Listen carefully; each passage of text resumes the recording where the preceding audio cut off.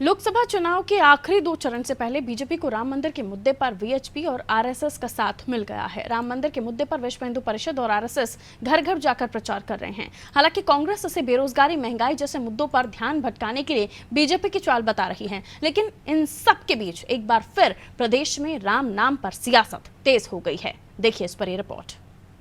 कांग्रेस के एक पुराने वरिष्ठ नेता ने अभी एक नया खुलासा किया है।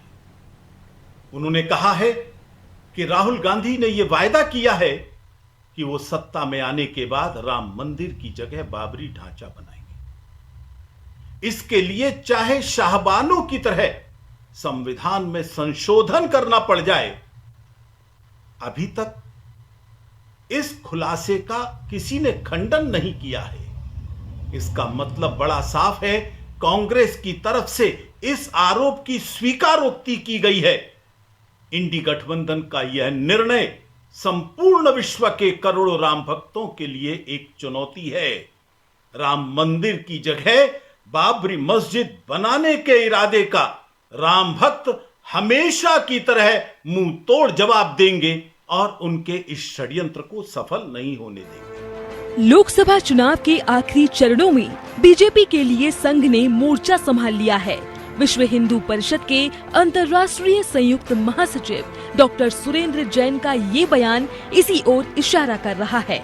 भले ही राम मंदिर को बीजेपी ने बड़ा मुद्दा बनाने की कोशिश की हो, लेकिन चुनाव में उस मुद्दे का वो असर नजर नहीं आया जिसकी उम्मीद संघ और बीजेपी को थी। लिहाजा आखिरी चरणों के चुनावों के लिए अब संघ ने बड़ी अपील जारी की है। जाहिर है कि देश में संघ का बहुसंख्यक आबादी में सबसे बड़ा नेटवर्क है और इसी नेटवर्क के जरिए संघ और वीएचपी बीजेपी को राम मंदिर के मुद्दे पर सियासी माइलेज दिलाने की कोशिश कर रहे हैं, वो भी तब जब आखिरी के 2 चरणों के चुनाव बचे हैं। बीजेपी को उम्मीद है कि संघ और वीएचपी की इस अपील से वो सत्ता में तीसरी बार धमाकेदार वापसी करेगी।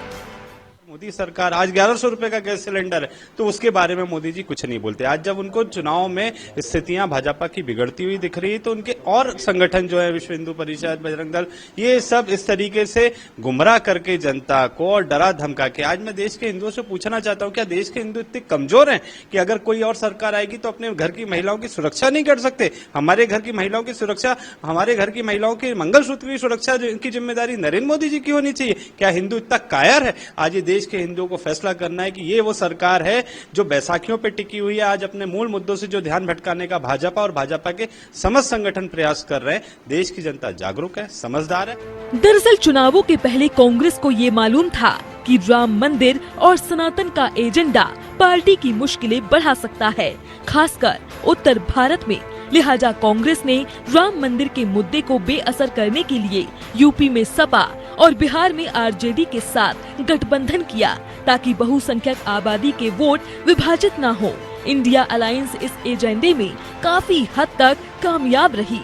कांग्रेस को शुरुआती चरणों में अपनी रणनीति का असर भी दिखा। लिहाजा कांग्रेस ने आखिरी के चरणों में बेरोजगारी, महंगाई, संविधान जैसे मुद्दों को हवा देकर पूरी ताकत लगा दी। खैर, बीजेपी अब भी अपने एजेंडे पर कायम है। देखिए, सबसे अव्वल बात तो यह है कि राष्ट्रीय स्वयंसेवक संघ और विश्व हिंदू परिषद दोनों ही संगठनों का राजनीति के साथ कोई संबंध नहीं होता है।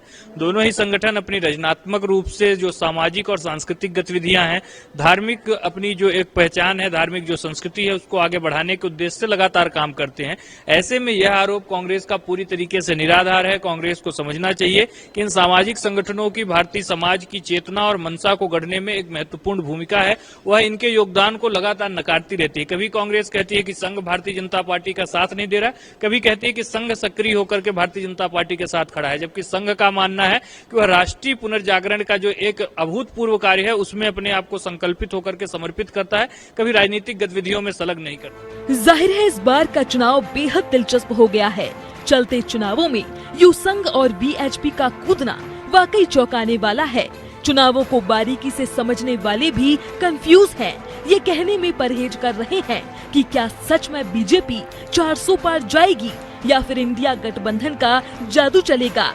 ये तो आने वाला वक्त ही बताएगा। भोपाल से अनादि टीवी के लिए दुर्गेश गुलशन यादव की रिपोर्ट।